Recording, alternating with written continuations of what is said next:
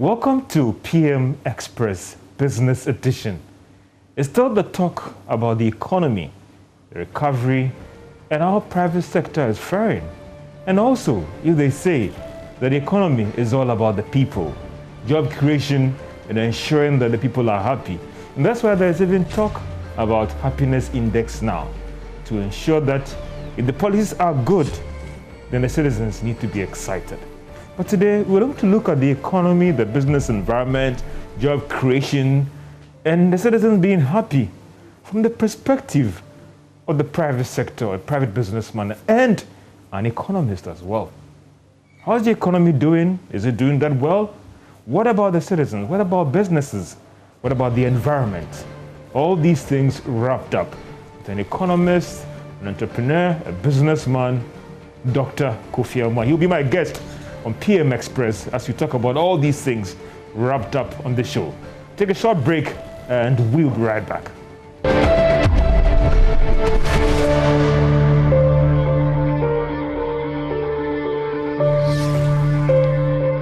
Welcome to PM Express Business Edition as we talk about the economy and the business environment. How can we improve things for the sector that is claimed to be the engine of growth, so they could also generate the right jobs for the citizens? How are things right now? Are things good in shape, or they need to be fixed right now? Dr. Kofi Amwa is my guest on PM Express. He's an economist, he's an entrepreneur, he's a businessman. He knows the economy. He knows the private sector as well. Doc, thank you so much for joining us on PM Express. Thank you for inviting me. It's been a long time. It has really been a long time. You're looking good. Oh, I'm learning from you, Doc. We've been trying hard to get you over since last year. That's true. That's true. The pandemic has slowed things down. So, but how are you doing right now? I'm doing better. I was sick a bit, but I'm doing much better now. And how is it? The Progeny Ventures, how is it doing? It's okay. It's going along. Business doing some great stuff. Well, you know, we are in a pandemic era, so I hope we can talk a little bit later on about post-COVID economics. Yeah. And especially a country like Ghana that has a lot of great opportunities because of the pandemic. Because of the pandemic, we suffered, things slowed down. But you look at the global architecture, you look at the needs of other countries, and where can we fit in, business-wise and also exports, to take advantage of what has happened. In the other economies as well, private sector was equally hit. There was a stimulus package. How have you seen the situation here for private businesses, lessons, and even the required support as well for them? Well, George, as you know, a business doesn't operate in a vacuum. Yeah. You operate within the confines of the community you operate your business in. And I hope you have some time to talk about how Ghanaian businesses can be helped to thrive better. Definitely. Because if they thrive better, they expand to employ people, and then the whole economy and the society will move forward. But the fundamentals must be there. But do you think that during these times, private sector has been given the required support in these times, or we can do better? Well, it's a struggle. You know, I mean, it depends upon the sector you are in. When there's dislocation globally in import and export, the trade rules are, you know, challenged. Important things have been, the ships have stopped. So it depends upon the kind of business you're in. If your business is localized and you are producing goods and services within the confines of the Ghanaian economy, for instance, and all your inputs are here, and apart from dealing with the COVID restrictions and all of that, then you have more room compared to somebody whose business is linked to the global chain of supply. If you are importing things from the US or China or whatever, and because of the pandemic, the ships have stopped, the planes have stopped, then you are in bad shape. Doc, are you more with the stimulus approach or the relief approach in terms of what government should have done for the private sector? Well, I'm a Keynesian economist, so I believe in stimulating an economy. Okay. You've seen what has happened globally in all the big economies. When you have a situation that 30 to 40 million of your people within 3 weeks lose their jobs, that is a crisis. And therefore you need to stimulate the economy. You saw Joe Biden pumping in trillions of dollars to create jobs for his people and get it going. But here, this part of the world, we worry a lot about inflation. And therefore, sometimes we can stimulate, but then we are worried about inflation. My position is that you can deal with inflation later. Right now, deal with the circumstances of joblessness, the circumstances of people not have opportunities to be able to live properly, to pay their school fees for their children, and all of that. Because hardships can create health issues for individuals. So I'm a stimulus person. And you thought that we've done well in that area, or we could have done better? Well, I'm not sure how much money has to be pumped into an economy like Ghana to really call it a stimulus. You know, if somebody's pumping in trillions of dollars, the economy is bigger than ours. I understand that. You understand what I'm saying? Yeah, Doc, I do. And you pump in 1 billion, it's better than nothing, but really, can it go far and really stimulate the economy? You understand what I'm saying? Yeah. And you think that we didn't do that, maybe? Well, I mean, we can only do our capacity. I mean, you know, you can't go and stimulate $1 trillion into the Ghanaian economy when you don't have $1 trillion. Do you think that as an economy we've been so fixated about numbers rather than the people? Because just like what I said earlier on, that people are arguing now that, listen, economy is about making people happy. It's not about the per capita income. So maybe let's look at even what they use now. The UN is pushing the happiness index. That is what economy is about. And if people are complaining that they don't have jobs, they are hungry, and even what we are seeing right now, fixing campaign, it means that it is not hitting the right spot, whatever that we're doing. You're putting your finger on the things that matter. The bottom line of all these that we are talking about, of government policy, of borrowing, of containing inflation, it must percolate down to affect the livelihood of the individuals within the society. Because food, shelter, clothing are basic necessities of life. So if people have good shelter, their accommodation is fine, and they have food to eat, and they can get health care when they get sick, transportation network is there. So the things that make civilization come to each of us, and the things that make us as human beings be happy and content, those are the issues that matter when you're talking about the welfare of citizens. In coming back again to the private sector, Doc, do you think that you have not pushed that hard to make your claim and your position in the economy? If a government claims that the private sector is supposed to be the engine of growth, then everything should be left for the private sector.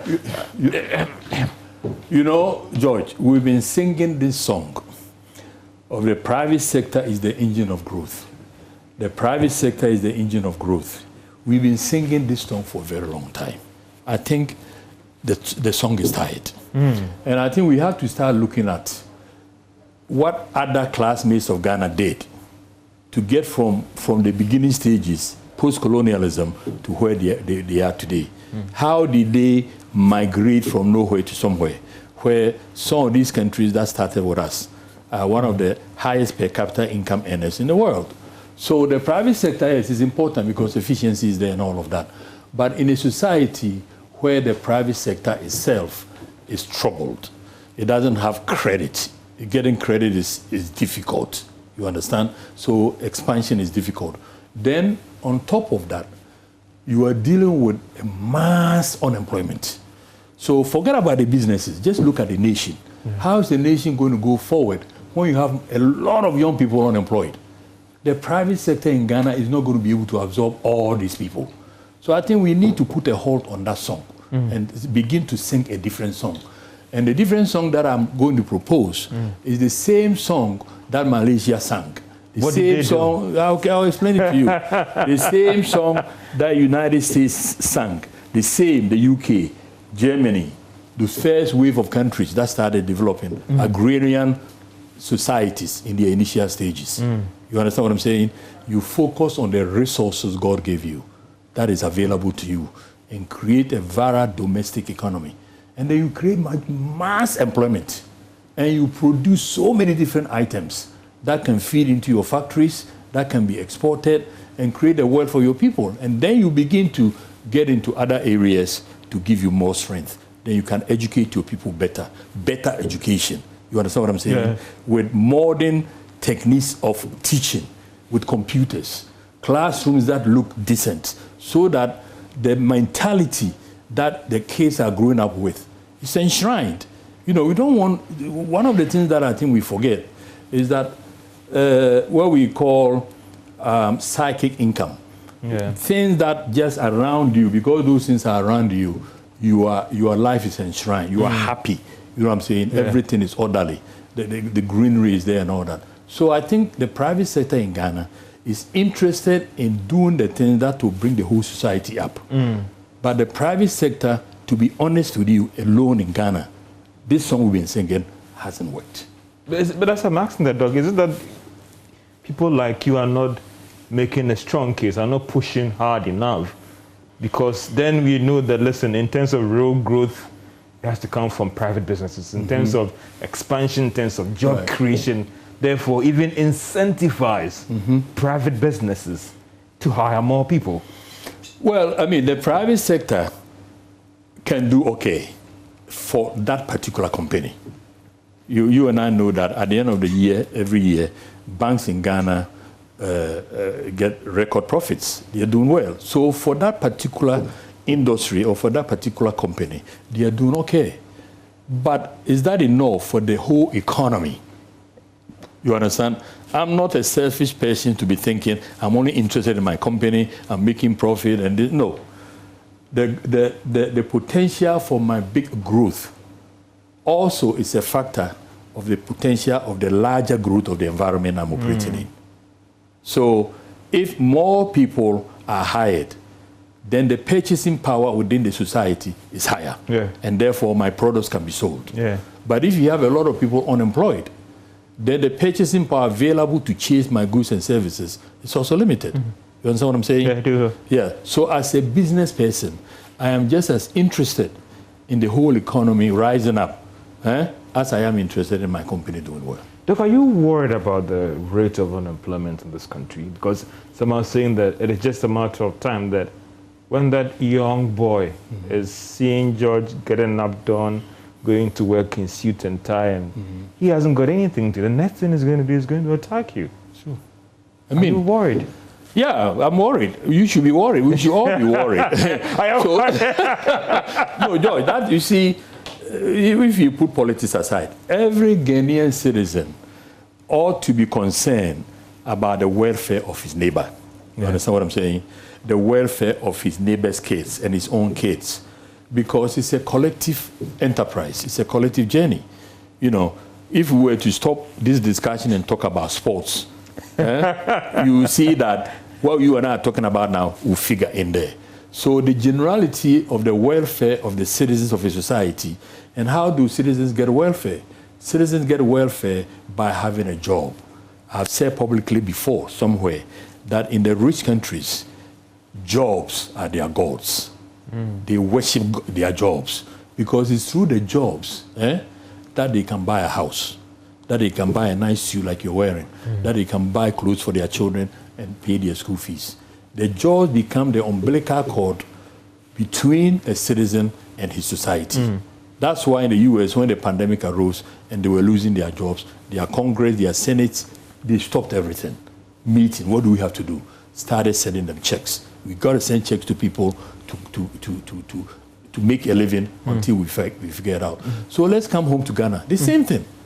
You know, so at some point, we were able to create a lot of jobs for people. I'm the son of a farmer, cocoa farmer, and he died rich.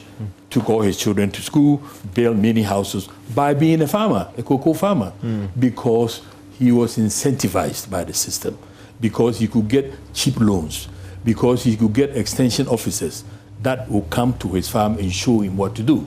Because when he finished harvesting his crop, there was a place he could take his sack of cocoa and they weigh it and pay him right there. Do you understand? So the livelihood that he could live from that enterprise was solid. You know, I think we need to start doing all that. And by him doing that, he had a lot of people who have money in their pocket can patronize somebody like me's business. If there was a baker in his village and all of that. So I think the private sector community in Ghana is also beginning to think outside of the box. that is not just us. Stop talking about just the private sector. The whole environment of the Ghanaian activities, of how we take care of each other, must figure in. Let's talk about recovering from the pandemic. I mean, trying to stabilize a little bit and all those things. Mm-hmm. What should be the approach of those who are managing the economic space in terms of trying to get the economy back in shape? Mm-hmm. Some are trying to look at the numbers. The last time I spoke to the Private Enterprise Federation, I said, George, we shouldn't be fixated about the numbers if we really want the economy to turn up. I mean, you've seen it all, you've been there. What should be the approach in trying to aid this recovery that we are talking about? It's an excellent question, George. And it's an excellent question because you need to have a winnable model for your economy. You understand what I'm saying? There has to be a model that you are approaching. So right now, we are practicing liberal economics. In other words, Ghana can sell anything that we make to anybody. And anybody, anywhere, can also sell to us. That is the model we are practicing. Is it working? Are we able to compete? You think it's working? No, it's not. Are we able?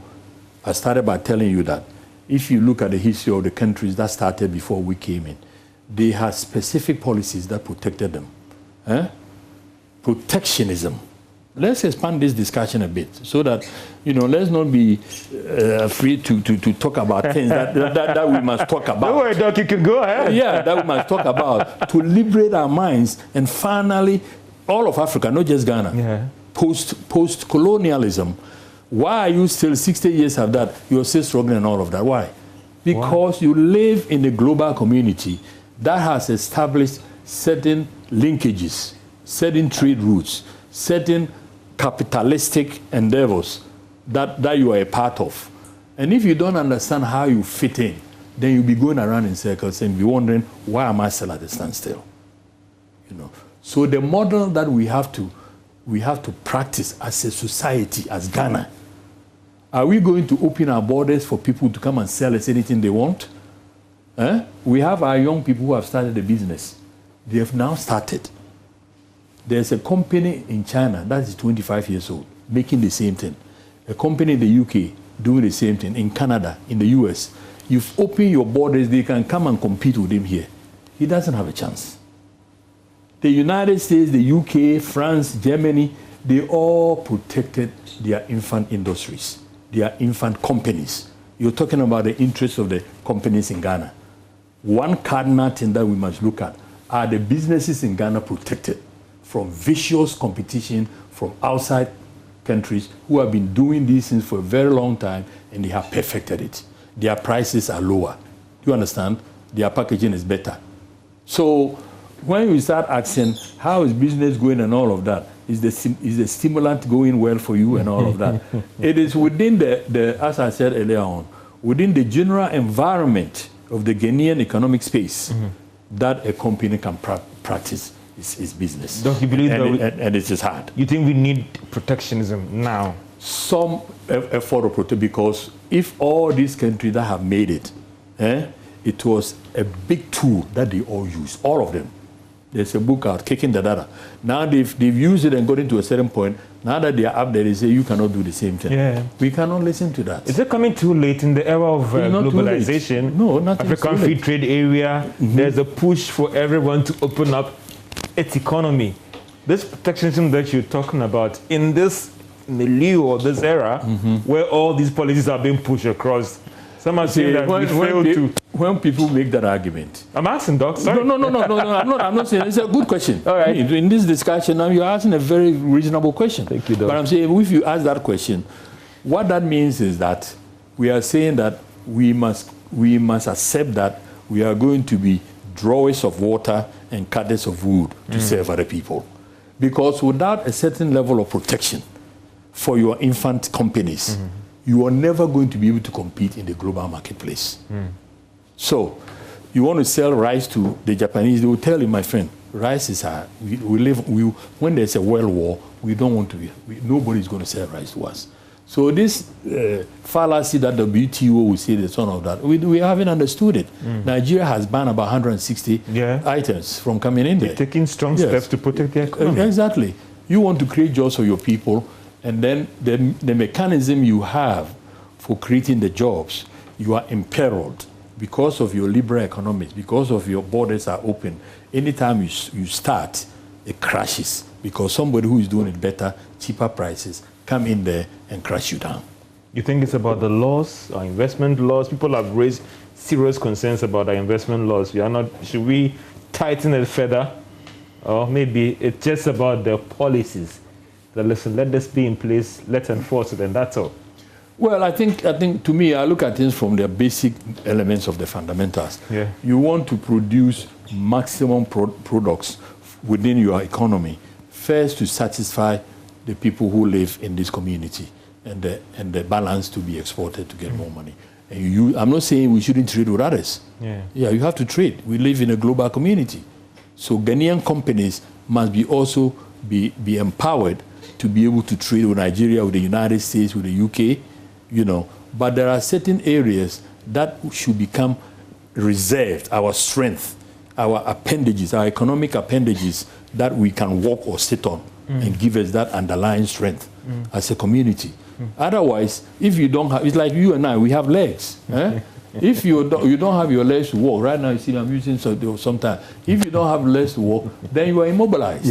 And most African economies are immobilized because they have not understood the global dynamics of trade and protectionism and efficiency and productivity, and even the financial architecture, or where you have to go and borrow and all of that. We have to start thinking and understand that if we are doing capitalism, we have to understand it. Doc, in the era of this pandemic, does it make job creation a very difficult thing? I mean, for private firms like yours who are now recovering, you may not have that space to take on more.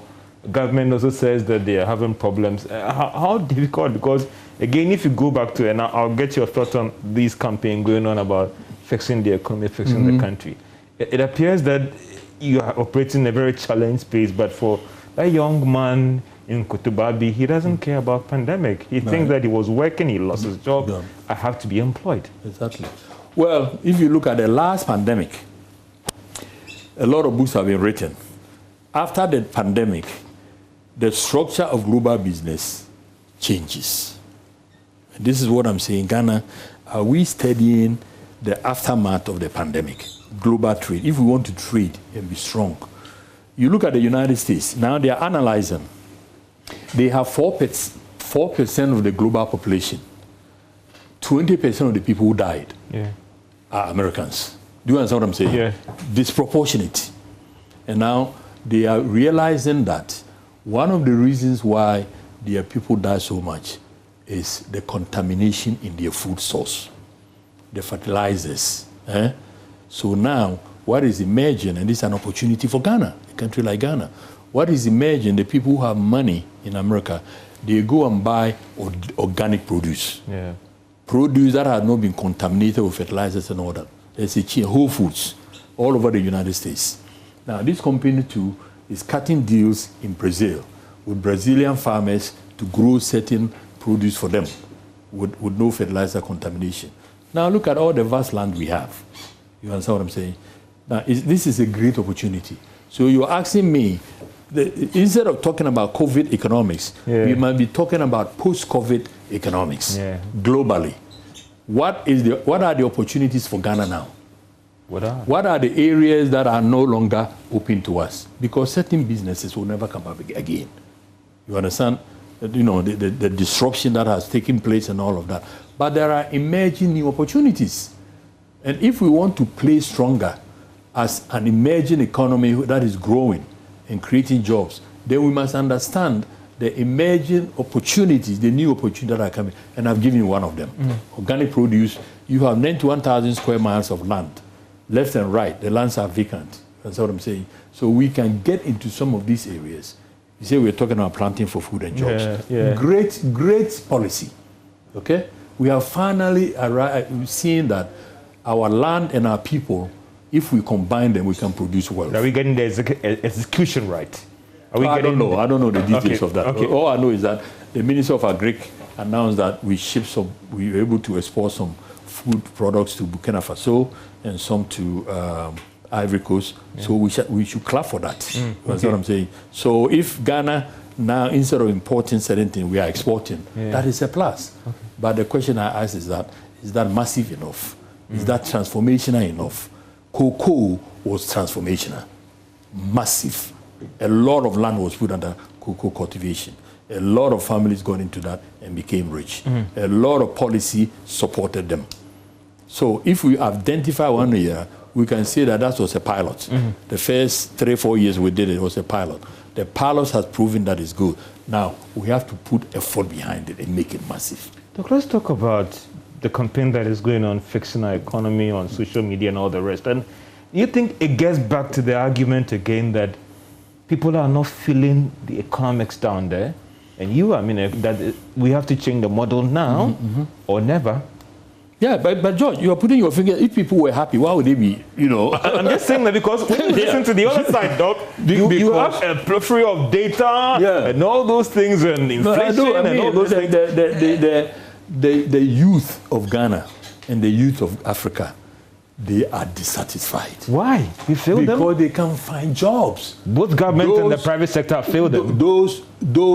Well, George, you and I started this conversation about singing the song of the private sector is the engine of growth. Yeah. And I think I was able to get you to agree with me that maybe we should stop singing that tune, because we don't have enough private sector companies in Ghana to absorb all these millions of people, educated and uneducated. And no country has started their economic development through the private sector. Right. None. In the history of the world, no country has done that. Nobody can come here and show me that this country started and they only did private sector. Most countries start with state enterprises. We went there, and because we didn't manage it well, we have become shy.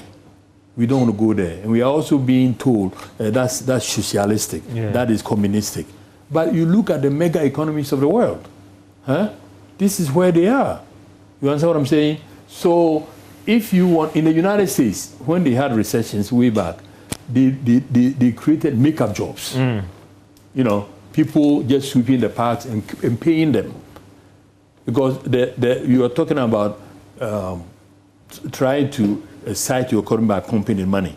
The whole idea of growth in an economy is that you must give people the capacity to participate in the marketplace with monies in their pockets. So the young people are dissatisfied because those who have even finished school, some of them from Legon, and they sit at home 3 years before they can get a job. But Doc, so there's something missing.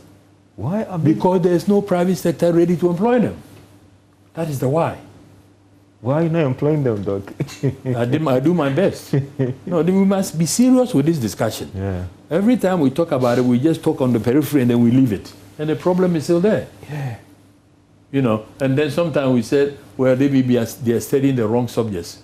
You see, I started by telling you that all these countries that have made it started by building a strong domestic economy. And then from there, you add on and you add on and you add on. If you don't have that fundamental, anything you add on next is going to be like a sandcastle. Do we have it? No, we don't. Do you have a strong domestic economy? I'm just asking, Doc. You've been playing in that space. This area. When you drive to Kumasi, don't you see all the land left and right with weeds? There's no plant, no food item, no cash crop. You drive from here to Cape Coast, the same thing. Be bold and tell people, and let us begin to be honest with the reality of the Ghanaian situation. But Doc, how do we fix this problem? Because it appears you are sitting on the time bomb.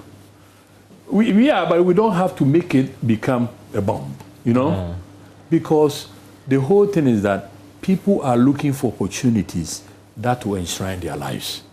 These young people, their motive is not to be demonstrating in the street. No. To get a job that, you see, the job too, George, the job is not just money. The job too captures your adventurism, as a human being. Something that you want to do. you are interested in physics. The young boy saw the plane in the air. He's an astronomical physicist. He can't even sleep, you know. So life becomes meaningless if you're not put into something that excites you, that makes you go beyond yourself, from nowhere to somewhere. And some countries are doing Internet of Things, nanotechnology. Do you feel good? Somebody has invented a microscope that you can see the atom, the proton, and the nucleus. Somebody had made a small machine that he can control from here. He can go to the moon and back. What have we done as black people?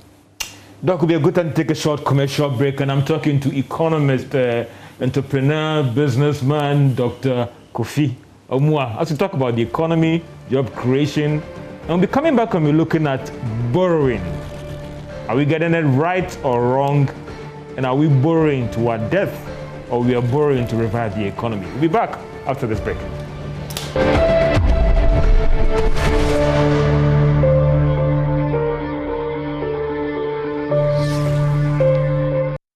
Welcome back to PM Express Business Edition, as we talk about the Ghanaian economy, the business environment, job creation, and fixing things right so that people will be happy and excited. But this time, we are gauging or getting the thoughts of a private business person, and he is also an economist, Dr. Kofi Amoah. Welcome back, Doctor, and thank you so much for your time. We were talking about, first about the job creation bit, and there are even concerns about the fact that, listen, there are some people too who are employing, but they are not treating these youth well as well. They are not, because, you started by talking about the happiness index. Yeah. If the purpose of all these creations, all these institutions, all these companies is really to become an establishment through which people can make a decent living. And wages and salaries are important. We just had a May Day celebration. So we should all become interested in the level of salaries and wages that we pay to Ghanaian workers. And I think... How do you ensure that? Well, you have a minimum wage policy. Ghana has a minimum wage policy. But a lot of companies are flouting that. No, not even that. Is that where they pay the minimum wage? Is it a living wage? I don't think so. Yes. So we are kidding ourselves. You are paying slave wages to your own citizens and not seeing that you are never going to progress. Are we paying slave wages? Of course. If somebody is being paid 400 Ghana cedis a month, George, they have to take their own transport in and out. Calculate. Sometimes when you calculate, depending on where they live, the 400, half of it will be into transportation. The majority of these persons are living outside that crowd. Thank you. They haven't eaten lunch. They haven't eaten breakfast. You look at their faces and said, we have a lot of dead working people, you know. And as a society, we must change that. I have this philosophy that any company that cannot pay a living wage to any of its employees must go out of business. Wow. That's my position. In other words, you should not allow companies to be making profits and they are paying slave wages to their employees. You are allowing them to exploit certain citizens because they are making a profit. Do you understand what I'm saying?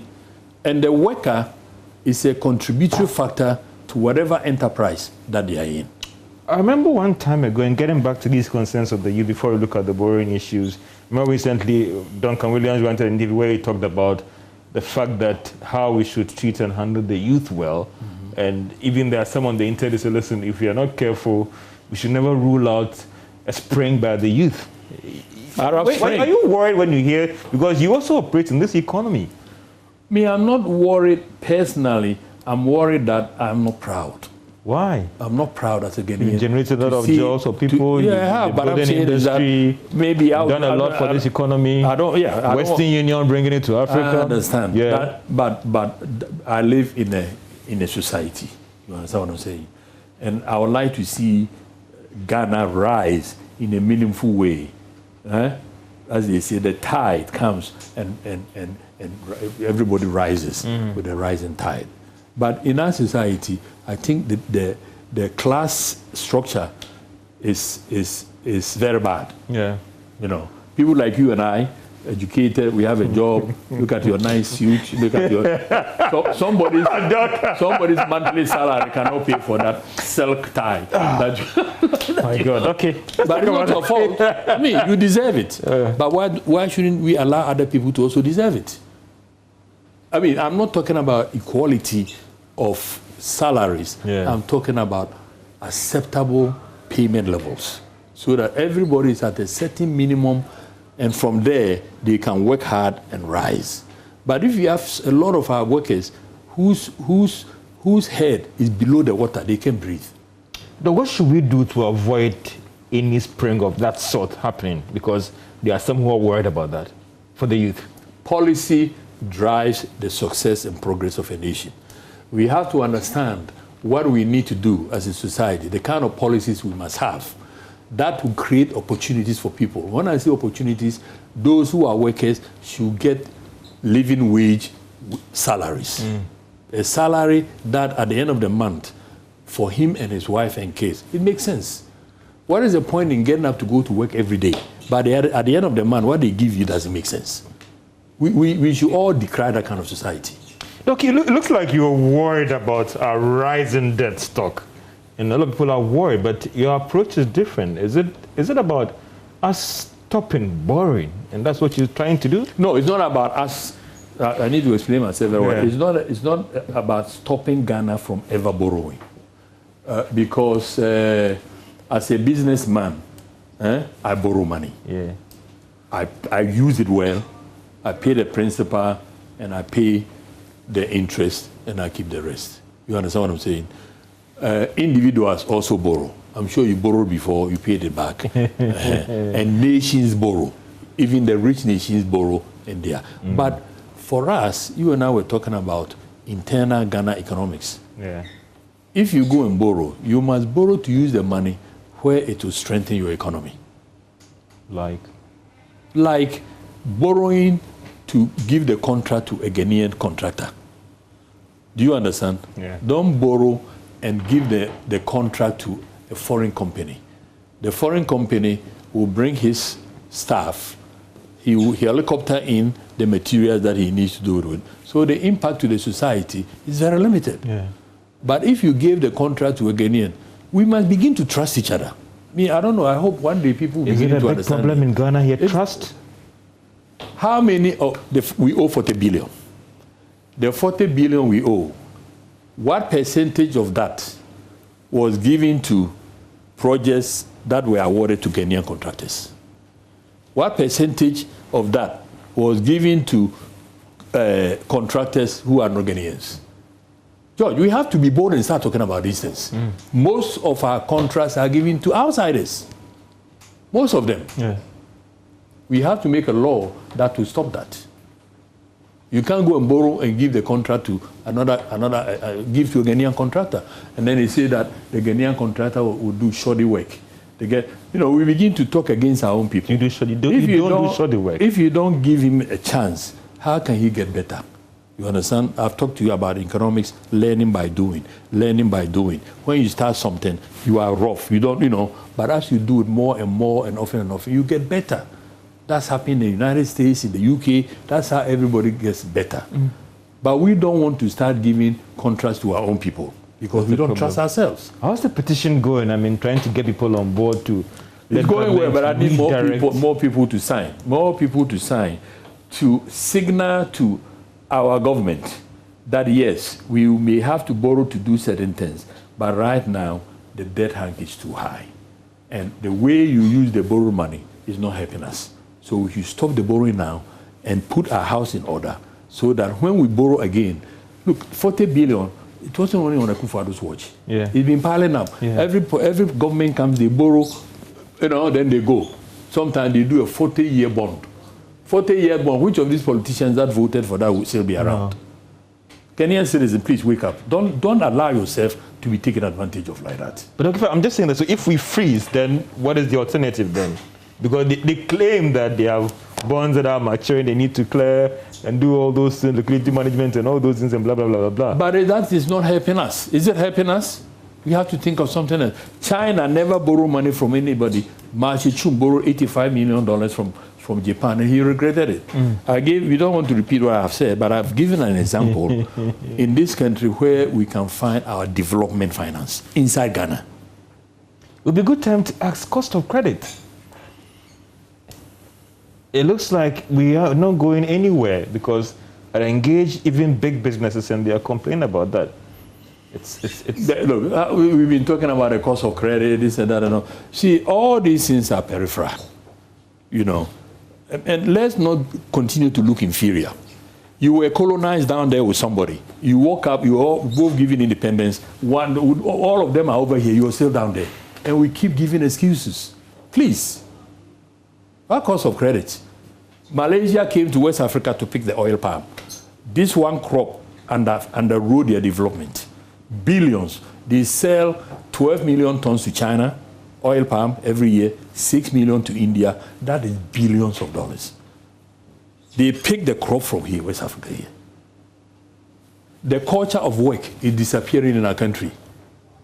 Even those who have full-time jobs, do we apply themselves? Because he's not motivated because what they're going to pay him at the end of the month. The difference between him losing that job and sitting at home is very, very small.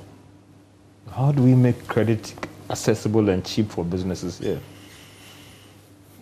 Credit is a form of capital. Okay? So let me give you $30 billion free. Wow, that would be nice. Right now. I'm waiting for that, Doc. Yes. And you can take it and go to your government and show them, here is $30 billion. Stop the borrowing that you can use. About 80% of the houses in cantonments are paid for. Wow. There are no debt. Cash. But don't you know that? Oh, People, you are in the industry. No. Let's have a proper discussion so the viewers can also learn something. Yeah. People don't go to the bank to borrow money to build houses. The banks don't give money for that. Wow. Okay? So I don't know if you have a house. Most people who have a house, the house is paid for. So you have a situation where the house, which serves two purposes, a shelter over your head and an investment, a lot of billions of dollars are frozen in concrete, just sitting there, in fence wall, you know. So I'm going to show you how you make money. Yeah. Let's take this thing seriously. Hernando de Soto, a Peruvian economist, wrote a book, Why Does Capitalism Works in the West but Fails Everywhere Else? Ali Mazuri, a Kenyan philosopher, said, if you want to drink from the wellspring of the West, drink deep or taste not. If we want to practice capitalism, we must understand it. You don't get it right. Otherwise, we look like some, everybody's laughing at us. Say we have development partners. After they leave, they are laughing at us. I'm angry. Please, you go and read the same book in university, the same one they read, and use the knowledge in there to organize it. That's the same one you and I read. Now, do you think that if we get our revenue mobilization right, that could save us all these problems? So let me finish this. Sorry, $30 billion. So if these houses in Labone, cantonments, in Kumasi, in Sintreso, they are paid for, okay? And we had a mortgage banking. When they were doing the banking reform, they did not include this. You're talking about, what should Ghanaian companies do to strengthen. Yeah. So over the years, families have built houses for, let's say, it started from after independence. So 64 years, people have been building houses, and the houses are paid for, they are sitting there. So I'm going to tell you that we are 30 million people. Let's say each house has 10 people living there, right? 30 million people, 10 people per house will give you 3 million houses. I'm going to be very, very, very, very conservative. The average house, I'm going to give it a value of $50,000. Even though some are 500,000, I'm going to give you 50,000. 50,000 times 3 million is $150 billion. Now your mind is coming home. Don't laugh. All right. Okay? Okay. You have wealth. This guy, Lamont Dozier, did a song, looking for the gold that is already in your hand. Yeah. You have wealth inside your country, but you have closed your mind to it. So you are going around begging everybody, and when you leave the room, they are laughing at you. So at 50,000 per dwelling, you have $150 billion. Let's say that we only take 20% of that value. 20% of 150 billion is what? 30 billion. Do you know what $30 billion investment can do in Ghana? The amount of jobs it will create, the machinery you can buy. If you wanted to do agriculture, the automation and all of that things you can buy. The young people that you can hire and pay them well to motivate them. Do you understand? Yeah.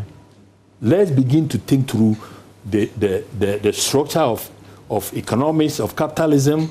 What is value? How that is sitting there paid for is of value. If you're doing your banking reform, think about that. Don't just go close people's businesses down and where the value is, you don't do anything about it. What do you make of those who are managing the economy now?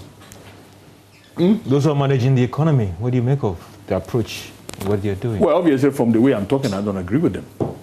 Because I will not open my borders for everybody to come and sell and compete with my young people and drive them out of business. It doesn't make sense. No country has done that and survived. Go and read the history of all these nations. No country has started and said the private sector is the engine of growth. Kwame Nkrumah started with state enterprise. We made some mistakes.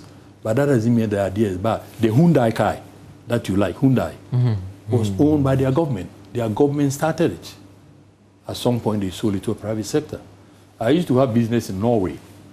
And the northern part of Norway, Mosvik, it's not that well populated. Only a few people live there. But the government was not happy of the living conditions of the people, the standard of living. So the Norwegian government put an electronic assembly plant there to hire them. The government owned it for about 3 years. When it started making profit, it sold it to a private sector person and left it. You understand? Yeah. So our government can catalyze the beginning of something because you don't have a lot of people with a lot of money to do it. So when we have this thing on, as the private sector is the engine of growth, and you're waiting for the... How big is the private sector, my brother? Doug, I know this is an area that you are quite passionate about, and as we just wrap up in just about 2 minutes or so, football, funding football, financing football. How can we get it right? Because it's also another avenue of creating jobs. It is. For the youth. It is. You look like you will be a great footballer. Yeah. No, George, I mean, on the serious side, we have been blessed with talent. You know, you look at Michael Essien, Stephen Appiah, Sami Tuga.